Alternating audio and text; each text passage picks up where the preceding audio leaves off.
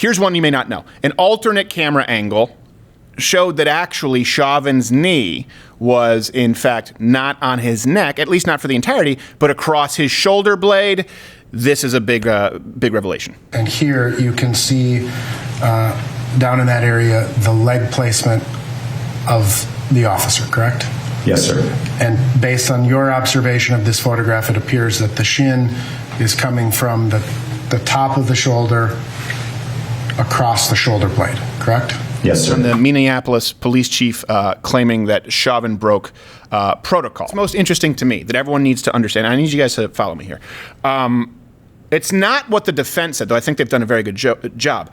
It's the prosecution changed. They changed their terminology. So if you remember, it started out with knee on neck. Everyone agreed. Everyone thought that was the case. Yeah. Right? I mean, Dave, by the way, is more moderate, where I understand where he thinks there should maybe be some manslaughter charges. But I think we would all agree here that none of us knew until now that the knee was on the shoulder. Yeah, yesterday when they brought it into evidence. This is new. And we would have to acknowledge that never, ever before this did the prosecution say knee on neck or knee on shoulder. So let me show you. They started with knee on neck. We all know that until really a couple days ago. Then it switched on day one this week to knee on neck and back. Watch the clip.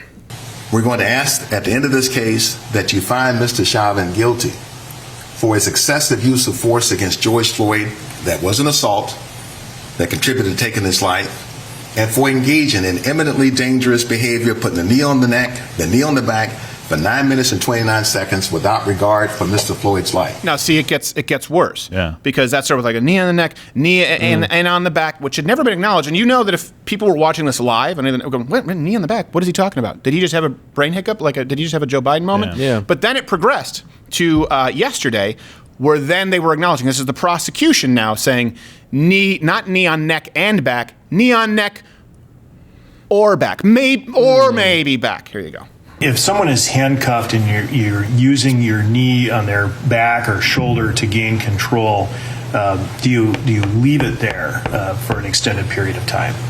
It depends on the circumstance. So see how the goalposts moved? It was, you should never put your knee on a neck, which we'll get to in a second. Right. Now it's, he didn't put he may have put on the neck or the shoulder. And now the goalposts have moved to, but when you train police, if they put the knee on the shoulder blade, are they supposed to, shouldn't be for that long, right? You need to remember, this is not a break of protocol. This came up in court. This is what police officers are taught. Here's the expert. The officers were holding Floyd in what attached MPD training materials call maximal restraint technique. The training materials include a photograph of an officer with his knee on the suspect's neck. This comes despite MPD Chief Madera Arredondo repeatedly saying after the death of George Floyd that officers are not trained to put their knee on a suspect's neck. You train officers to use their knee across the back, shoulder, or the shoulder to the base of the neck of a subject, correct? Yes. That is something that is specifically trained by the Minneapolis Police Department, whether it be for handcuffing purposes or simply prone control of a subject. Yes, sir. I mean, look, if you have a problem with the department, but at a certain point, where do you just say that this is trying to lynch one cop? What I think is said, there are going to be riots no matter what. Either way. No matter what happens, unless this guy gets murdered in the first degree. They're not going to be riots. There already have been riots. You're right. I mean, there's going to be a second wave. There is going to be a second wave. You're right. But I mean, surf's up, dude. That's why truth matters. Truth matters from the very beginning so that we didn't have the BLM summer riots where people lost their lives and lost businesses. It wasn't just people's stores getting burned, and that's bad enough. People were killed.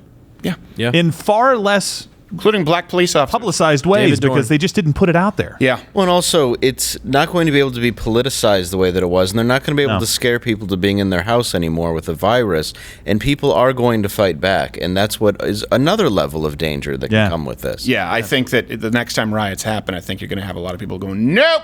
I hope so. I agree. That's not going to happen. And I think, look, okay, here's another thing. The prosecution, they claimed, and keep in mind, a lot of these are the prosecution's witnesses. Yeah. Right? Yeah. I was sitting there watching like, oh man, the defense, these people are really trying to make the case for the defense. That's, the prosecution called that witness? Oh! So the prosecution claimed the kneeling was is only supposed to be transitory force and shouldn't be used for too long. Okay. Now, I understand that. Here we go. Acceptable use of a knee across a subject's back, it's a transitory position. Is that right? Yes, it is. It's meant to be used to gain control of the subject Shoulder? while the subject is being handcuffed. Correct. Would it be appropriate and within training to hold a subject in that prone restrained position with a knee on the neck and a knee on the back for an extended period of time after the subject has stopped offering any resistance? No, sir. Or has lost their pulse? No, sir. Okay, so two things right there.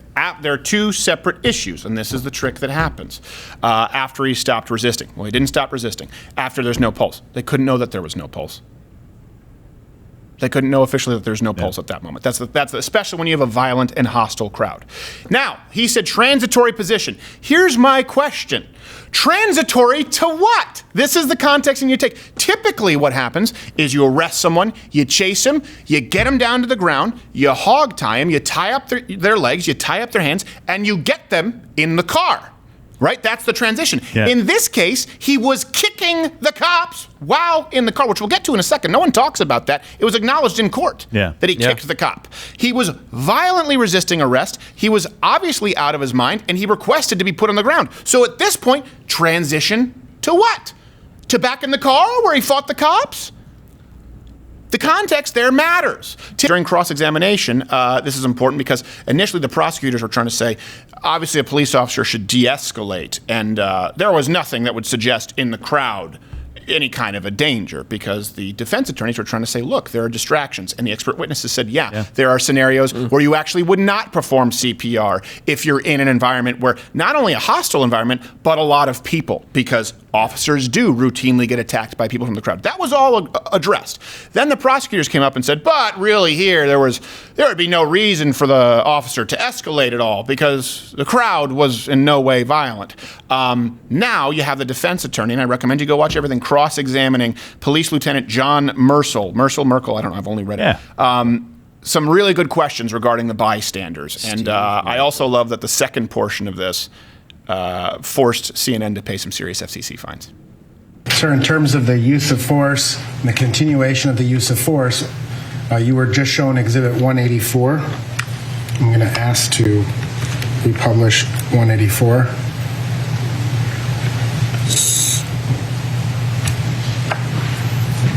Looking at this individual right here, does it appear that the man in blue is holding back the man in black?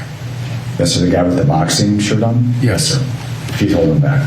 That's at a glance. No. Now, in terms of the continuation of use of force, and we're talking about involvement of onlookers, right? The words they use matter, correct? Yes, sir, they do. But if they're saying, I'd slap the f*** out of you, or you're a pussy, or you're a chump, would that reasonably tend to raise alarm in a police officer? Yes, sir. I know it would for me. The media obviously has not only attacked police officers, as seen by defunding them in Portland and across the country, where you've seen homicide go up by thousands of percent, where you've seen violent crime go up by hundreds of percent. But they've said it with the narrative, which is false, that it's because police officers have open season on young black men. And now you have a white police officer responding to a call with a guy high off of his ass who's violently resisting arrest, okay, with a long history of violent crimes, and a crowd of people primed and ready saying, I'd slap the fuck out of you. You want to tell me that doesn't matter? Not to mention the fact that he was following protocol, and the knee, according to the prosecution now, wasn't on the neck, at least for a significant portion of the time. This is also something that matters because some people are saying, well, he had built up a tolerance. It's very possible. Okay. Yeah. No. Not the number that we saw. Yes, it's possible to build up a tolerance. The typical overdose level for fentanyl is 3.1 nanograms per milliliter. Okay. I bonged is a it per fifth after milliliter or 10 deciliter? beers. You can get I wanna on make milliliter. So now let's just give you the number, 3.1. We have all the sources available at loudwithcrowder.com. His was 11. 11. Wow. That's more than 3.5 times, not what you use just to feel a little nice. An overdose level again, the narrative was this was a guy who went to prison for violent crimes before. The most abhorrent of which was robbing a lady with her toddler in the room, gang robbing a lady, scoping her out. And it was a lie that she was pregnant, right? We had to correct. That was unfortunately a story that got circulated. Yeah. I think it's almost worse that there was a kid in the house where they scoped it out, said she's a victim, and robbed her, right? So the story was this was a guy who had straightened up and was flying right, and then this happened. And now the story is, actually, this guy was just committing petty crimes and was doing drugs so much that he developed a tolerance where he could easily take 3.5 times the lethal dose of fentanyl. But which is it? Was it a gentle giant who had changed his ways, was on the straight and narrow, and had a knee on his neck? Or was this a guy who was consistently being engaged in petty crime and using so many drugs on such a regular basis that even when a cop's knee on the shoulder or back, prosecution's words, not mine, he wouldn't have overdosed? You have to pick one of them. Wait, this is something interesting. Floyd's drug dealer? Yeah. Maurice Hall. I'm sorry, I'm horrible with these names. Pleading the fifth because here's why though. He's worried he could be convicted of third-degree murder. The what? If he testifies. Well, that means that he may have not been aware of the fentanyl either. Or it means that he could be was aware of it. That doesn't necessarily mean it means he could have been aware of it and he would be held liable. Yeah, I mean, either way, if he gave him the drugs, from a drug dealer perspective, it seems that he's like, oh, I just wanted him to come back. Right. Dr. Legenfield, by the way, he was the doctor who declared Floyd dead. He did testify that a combination of meth and fentanyl could cause the hypoxia asphyxia. So here you go. Here's another clip. You were discussing hypoxia kind of being consistent with asphyxiation, right? Correct. Hypoxia is the lack of oxygen to the brain, correct? Correct. Right. And there are many things that cause hypoxia that would still be considered asphyxiation. Agreed? Correct. Drug use. Certain drugs can cause hypoxia. Agreed? Yes. Specifically fentanyl? That's correct. How about methamphetamine? It can. Combination of the two? Yes. The use of fentanyl. What's with the Weasley family today? To high I know it's something, isn't it? Levels. It can cause high carbon dioxide levels. And that's one of the reasons ultimately that fentanyl is so dangerous, because it suppresses the respiratory system. Agreed? The primary reason it is so dangerous. Yeah. And fun. When someone has a high carbon dioxide level, that causes that person to have a sensation of shortness of breath. Agreed? Yes. Well, I don't even think we need it. We don't even need to show the next clip because it's just more of the same. Yeah. So this, and again, some people will say, well, he couldn't have had hypoxia or asphyxia because he wasn't agitated. No, again, this doesn't matter. It's sort of like with Jeffrey Epstein when people say it didn't take that much force to break the hyoid bone. No, it's that he fractured 3 bones in his neck. Yeah. And so, for example, if someone goes in to they get in a car crash, they get injured, and they break their pinky, but they also break their humerus and their forearm, you don't go in and go like, oh, all right, here's some tape on your pinky, good as new. No. Fix the humerus and forearm, right? That's what matters. Same thing with Jeffrey Epstein. Doesn't matter how much force it takes to break the hyoid, how much force does it take to break all 3 bones? In this case, doesn't matter if he wasn't agitated. Could the combination of methamphetamine and fentanyl also result in asphyxia, in hypoxia? Yes. So the argument is irrelevant that, well, but usually hypoxia comes with being agitated. Or 3.5 times the lethal dose of fentanyl. Watch Louder with Crowder live, Monday through Thursday, 10 a.m. Eastern.